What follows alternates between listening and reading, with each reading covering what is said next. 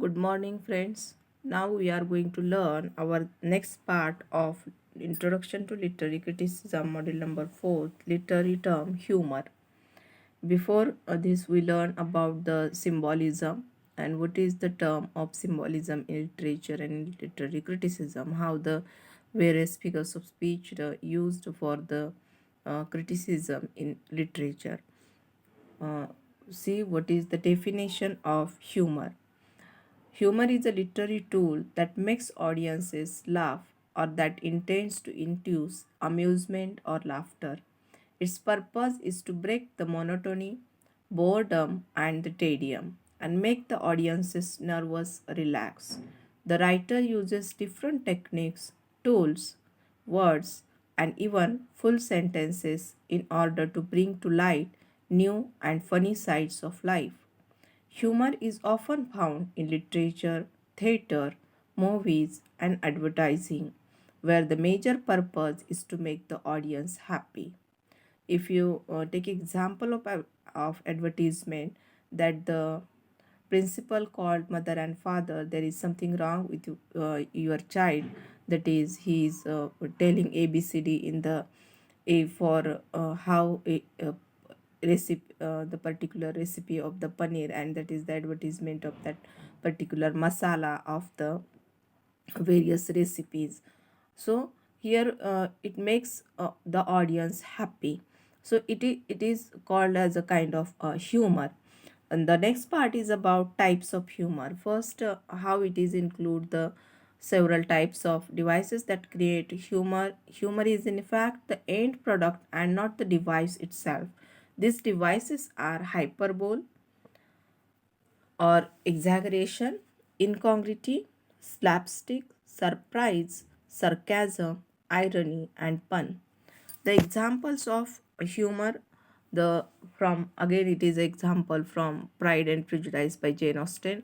Jane Austen's novel Pride and Prejudice is one of her most popular works. Throughout the entire novel, Jane Austen uses humor. She presents a very hilarious scene between Mr. and Mrs. Bennet.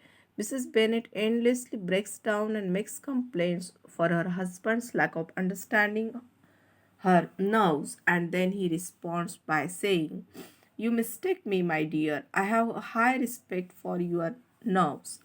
They are my old friends. I have heard you mention them with consideration these 20 years at least." He constantly pokes fun at her. Likewise, Austen burst with humor in the case of Elizabeth and Darcy, as upon their first meeting, both feel a sense of disgust for one another. However, later they enjoy teasing each other. Next example of humor is Adventures of Huckleberry Finn. No, don't you worry, these country jakes won't ever think of that. Besides, you know, you will be in costume, and that makes all the difference in the world. Juliet's in a balcony enjoying the moonlight before she goes to bed, and she's got on her nightgown and her ruffled nightcap. Here are some costumes for the parts. In this example, the Duke is unable to notice the silliness of his own actions. Instead, he makes comments on the low level of understanding of the country jacks. Next example is about Great Expectations by Charles Dickens. Charles Dickens derives humor through characterization in his novel Great Expectations. The tone is serious, but there are humorous touches that punctuate the main action. We see a humorous scene in the dinner party when Joy Gagry tells his life story to Pip and subtly measures gravy on Pip's plate while Mrs. Gagry gets onto him. Another funny situation happens when Magwitch wants to sleep and asks Pig, "Where will you put me?" Magwitch asks, "Presently, I must put somewhere, dear boy." So, in this way, there are examples in literature about the humor, and in day to day life, also, we see the examples of humor around us. Next part is about function of humor. What is the function of humor? Humor is in literature, in day to day life, in criticism.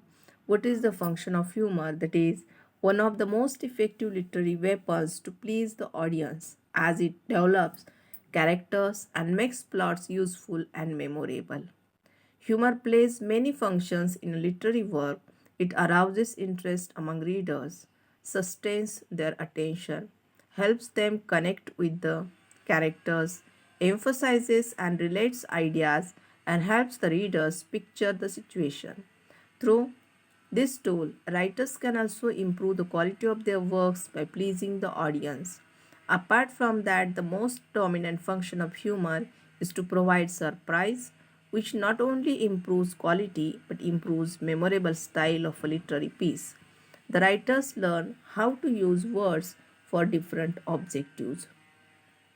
So here we can understand what is the function of humor in the literature and literary criticism. Thank you.